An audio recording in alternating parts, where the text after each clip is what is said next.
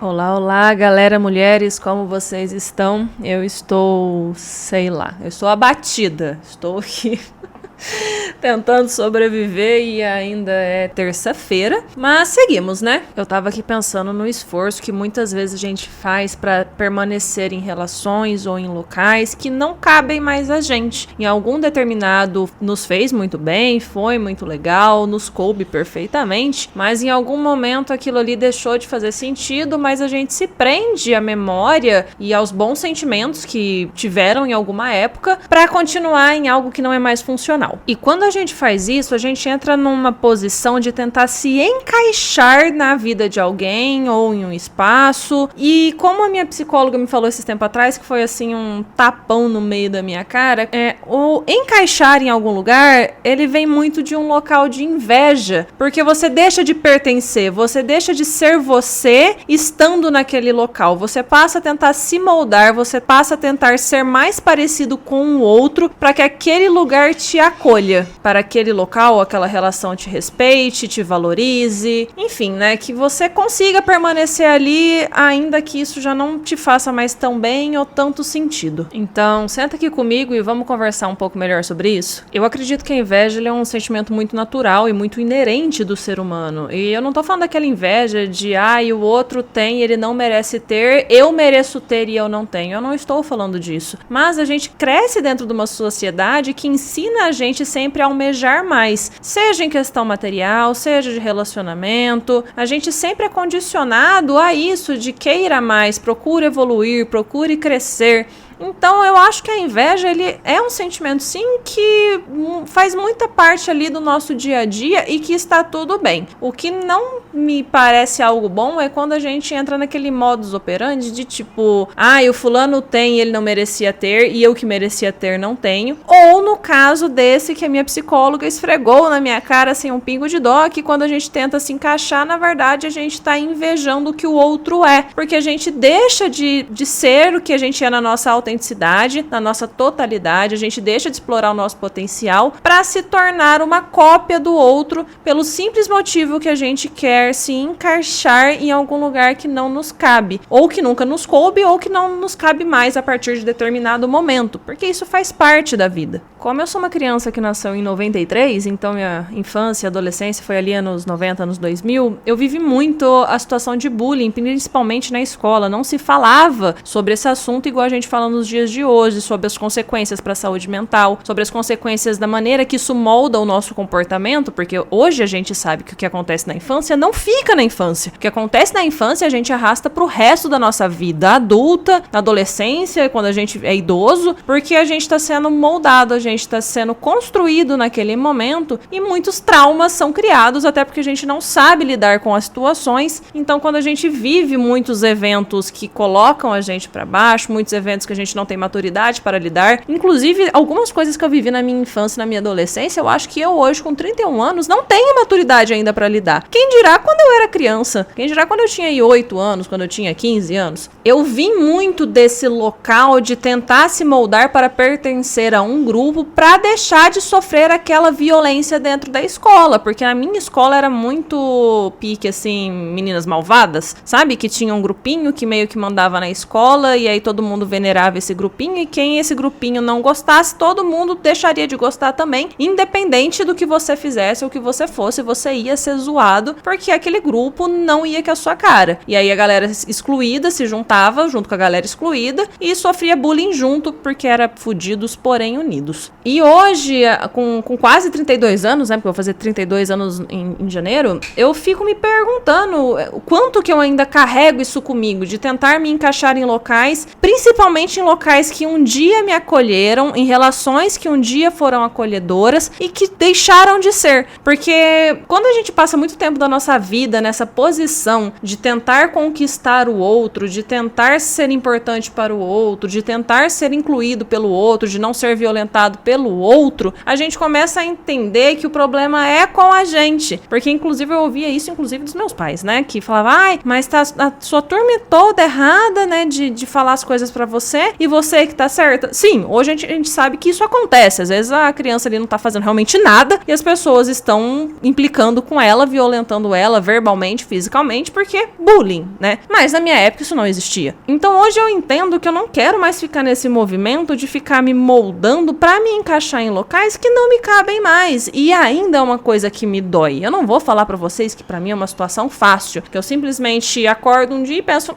aqui não me cabe mais. Essa pessoa aqui, essa relação aqui, esse local aqui, que um dia me acolheu, hoje está fazendo pouco caso de mim. E eu tentei resolver isso na conversa e não adiantou. Então deixa eu me retirar. Não é isso que eu faço, gente. Eu dou uma insistida, até chegar no ponto que pra mim fica insalubre, e eu penso, gente, eu estou me humilhando aqui nessa situação, deixa eu criar um pouco de vergonha na minha cara e deixa eu me retirar daqui. Eu acredito sim que pessoas não são substituíveis. Posições na nossa vida ou numa empresa podem sim ser substituídas com até facilidade em alguns casos, mas as pessoas não, porque pessoas são muito diferentes, cada uma tem sua particularidade, sua vivência, sua experiência e sua maneira de comportar no mundo. Então, eu valorizo muitas pessoas que estão na minha vida, e a partir do momento que essas pessoas deixam de me valorizar, a balança desequilibra. E se essa balança desequilibra e só eu fico valorizando e a pessoa não me valoriza de volta, por que eu vou insistir nisso? É porque eu tenho que ser boazinha, eu tenho que ser benevolente, eu tenho que dar sem pensar em receber. Não, gente, não faz sentido a gente investir numa relação que não te dá nenhum tipo de retorno, que não é recíproca. E eu acho que eu falei isso no meu último episódio,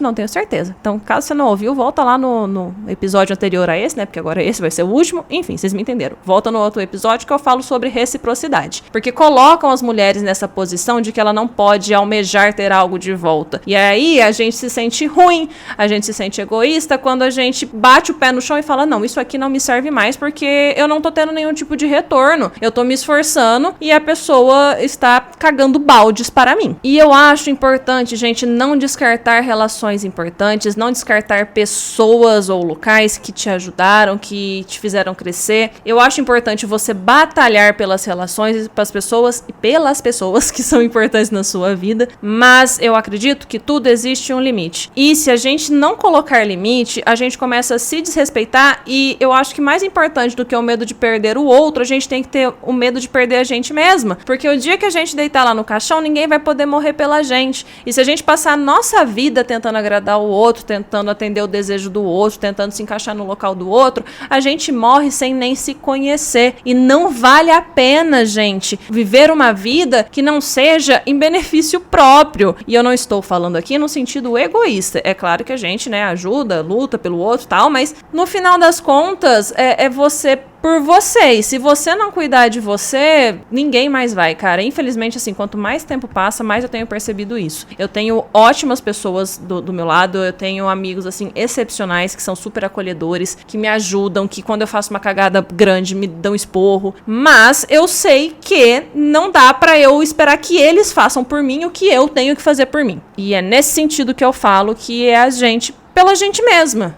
Certas situações, inclusive tem situações que eu já vivi, assim, um amigo meu passando uma situação muito ruim, que eu queria ajudar e eu não tinha o que fazer, não tinha como eu fazer nada. E já teve também situações de amigo meu virar pra mim e falar, nossa, eu queria muito te ajudar nisso, mas infelizmente não tenho o que eu fazer. E eu só consigo sentir dor porque eu sei que você tá sofrendo e eu não posso ajudar. E no final das contas, gente, é esse tipo de gente que vale a pena você manter do seu lado. Não são pessoas perfeitas, são pessoas que erram, mas são pessoas que conversam. São pessoas que vai lá e fala assim, olha, isso aqui que você fez eu não gostei, então vamos resolver. Agora, quando você vê que tem um descaso, quando estão te deixando de lado, quando não estão te incluindo na vida, na rotina, em momento nenhum da vida delas, ou só inclui quando é pra você resolver coisa, pô, cara, aí não dá, né? Não dá pra você ser a salvadora do universo dos outros e ajudar os outros sempre, e quando é pra comemorar, quando é pra ser uma coisa gostosa, ou quando é até mesmo pra você usufruir de algo que você ajudou a construir, simplesmente esquecem de você, como se você não fosse acontece nada. Saber o que a gente quer pra nossa vida é muito importante, principalmente saber quem a gente quer próximo da gente e saber encerrar ciclos. Eu sou péssima com isso, eu estou assumindo aqui, mas eu estou na luta pra melhorar em relação a isso. E eu queria muito saber como que vocês lidam com isso, como que vocês lidam com encerramento de ciclo. E eu não estou falando só de relacionamento amoroso, tá? Porque as pessoas têm uma tendência, né? Quando a gente fala,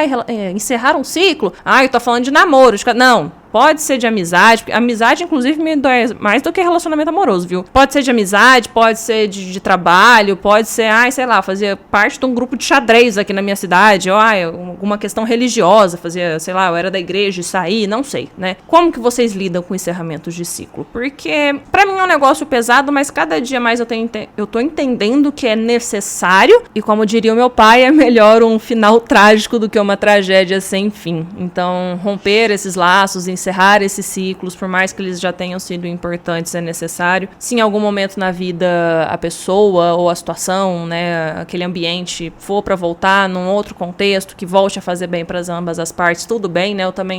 Eu particularmente não sou uma pessoa rancorosa. Eu acredito em mudança de comportamento em alguns casos, tá, gente? Não é todos. Então, em algumas situações, para mim não teria problema voltar a ter amizade com alguém, voltar a ter contato com alguém, ou voltar para algum local que em algum momento foi bom e depois me fez mal e, enfim, né, precisei sair. Então, não teria problema. Eu acho que tudo na vida precisa ser pensado, balanceado e ver o que faz sentido naquele momento na vida de cada um. A gente não pode julgar as escolhas, inclusive a gente não pode julgar as nossas próprias escolhas, viu? Porque eu tenho esse hábito. Às vezes eu faço um negócio que eu penso, nossa, gente, mas isso aqui, eu acho que eu tô fazendo merda, mas é o que eu tô sentindo e aí eu faço e eu fico me julgando e às vezes não, tá? Às vezes a gente coloca um julgamento aí em cima da situação que é um puro surto da nossa cabeça. A gente colocou um padrão que não tem necessidade e às vezes a gente só vai lá, faz um negócio que talvez pra gente não é tão certo, mas vai deixar a gente bem, já tá valendo, né? A gente também não precisa fazer tudo extremamente certo o tempo todo e, ai meu Deus, não posso, sei lá, comer meio pacote de bolacha depois de jantar, porque, sabe? Não. Às vezes você se guia aí só pela sua vontade mesmo, se não for aí prejudicar ninguém, né, grandemente, também vão ter um pouco de noção de não fazer pro outro que a gente não gostaria que fizesse pra gente, mas ainda assim, se você fizer uma cagada que prejudique o outro, entenda que você também é humana e que você também erra e tenta não cometer o mesmo erro e vida que segue. Também não tem pra que a gente ficar aí se martirizando, sendo que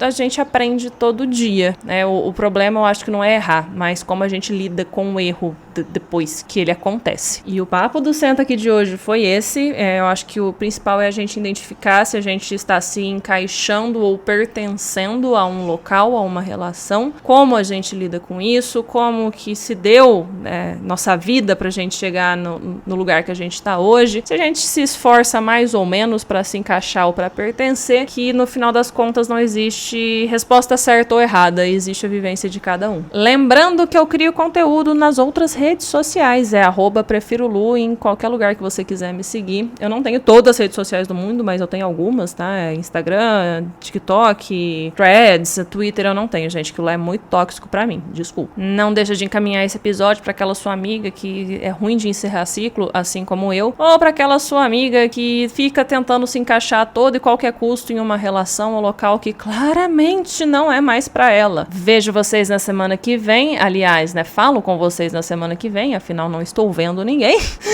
Um beijo e tchau, tchau!